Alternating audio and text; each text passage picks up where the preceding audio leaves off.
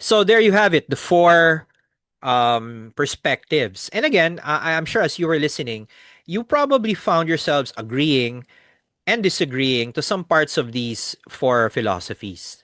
So, in other words, they're not all right, but I don't think they're all wrong either. So, I think that begs the question: is there a way of staying safely in the middle? Is there a centrist view? And I think it's not so much about being in the middle, but maybe picking and choosing the right parts of each philosophy. Or when I say right, I mean the practical parts that actually makes the most sense, and avoiding kind of the science fiction stuff. So first, let's acknowledge that AI has a dual nature, can be both good and bad. So the benefits, like productivity, developments in science and medicine, are also paired with risks like misuse, accidents, inequality. So, in other words, the extreme shut it all down or full speed ahead neither makes sense. We have to come up with something more balanced. Careful development, because many actors are already building AI, and the important thing is how we do we make it safer. Second, safety and capability have to go together.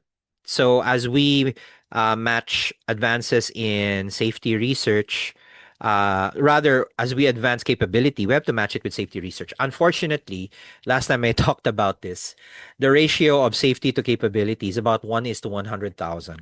It's super slanted in terms of capability, and no one's really looking at the risks. So we need to really beef up research, evaluation, red teaming, so that safety is not significantly lagging capability as it is today. We have to require any large leap in capability also pass safety thresholds or define those thresholds if we haven't before we broadly deploy them. Now, of course, on the harm side, I think there's a tendency for us to get so enamored with the sci-fi. And I think the pragmatic approach is let's focus on the problems that are already happening. Let's look at problems like bias, misinformation, safety in critical systems, labor, privacy, copyright, because that's already happening now. Use these real harms to drive regulation, liability standards instead of centering on the speculative or worst case futures. No? And I remember when we were talking about the AI bills, there is actually at least one bill that talks about AGI, and I was really surprised. How do you regulate something that you can't even define? As far as governance goes, it's hard, but we have to aim for something flexible because the technology is changing every day. Something happens. And that means our rules can't be rigid. Of course, we need to encourage transparency, independent audits. We need to report incidents. And I think a lot of people are already doing that. We may need basic licensing for large and sensitive AI models that affect the same way we license buildings, right? Building codes. If the likelihood of harm is massive, then yeah, I think there needs to be some licensing there. And then as more evidence accumulates, let's adjust. I think there's no discussion about flexible governance anywhere. We need to cooperate with other countries. We can't do this, and no single country can do this on their own. Particularly in high stakes issues like national security, frontier models, while still allowing experimentation with policy and business models at smaller scales. In other words, regulate the harms but allow innovation to occur. And this last bit I feel very strongly about because I think at the moment it's already very evident that AI is going to concentrate power in the hands of a small group, and we need to give a lot of other people a voice, workers, communities, domain experts, the general public, on how AI is deployed. At the moment, I don't think there's really a voice. You know, only companies, investors, and of course the acceleration camp dominate the narrative, and we need to balance that off. We need to invest in education, public reasoning, open research, because the more people are aware of this, the better they can adapt for their own benefit. Right? So of course, those are all still in a way very lofty goals. So what does this mean for you and me? common people. And this is where I'd like to leave maybe a bit of this is how I would approach it. I've divided it into five perspectives. They're not mutually exclusive. You can mix them up. And they're not really philosophies. But maybe this is my way of sharing to all of you guys how I approach this stuff, and as someone who's also learning it, while I've been in the field for, decades, there's a lot of stuff that I'm still learning. So these five approaches is my kind of my approach to AI, call it a manifesto.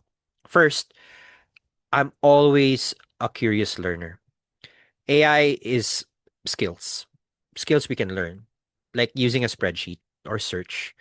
And we need to, and like any skill, it's not about theory, it's about practice. Learn it for your studies, for your job, for your creative projects.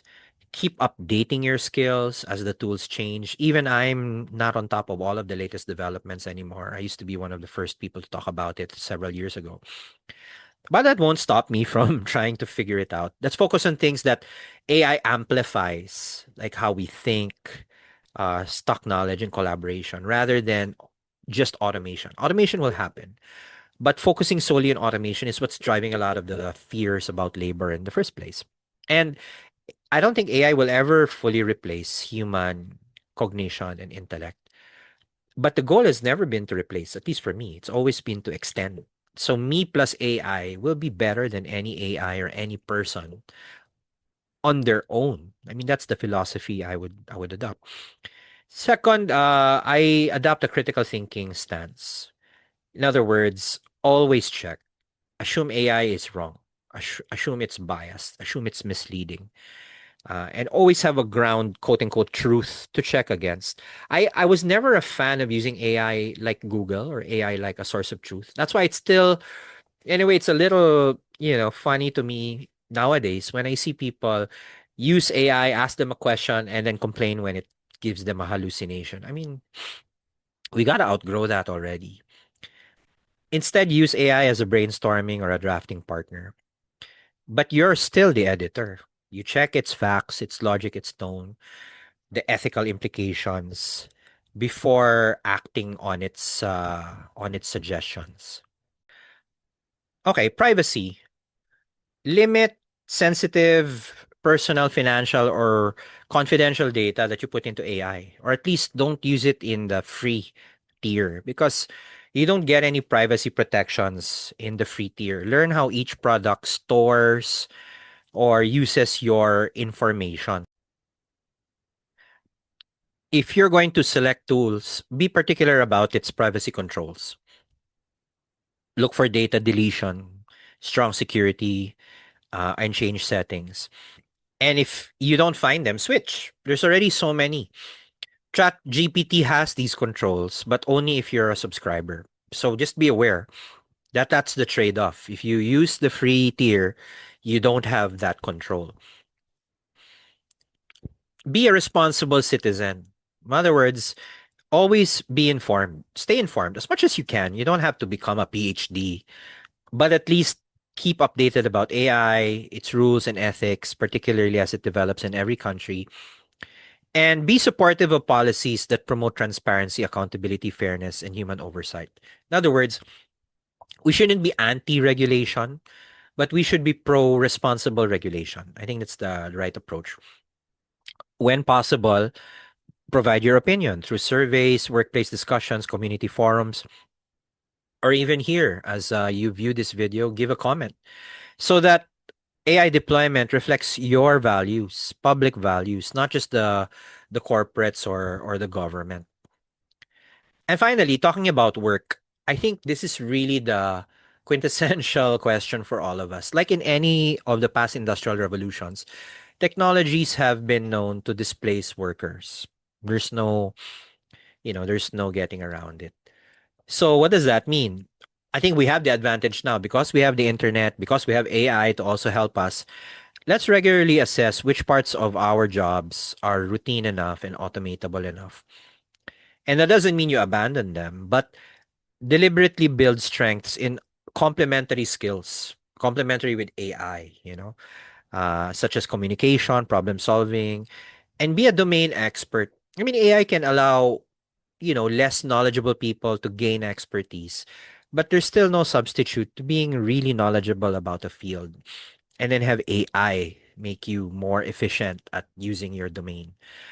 Use AI to boost your productivity and learning, drafting, analysis, even coding, and turn it from a threat into a tool that makes you more valuable rather than easier to replace.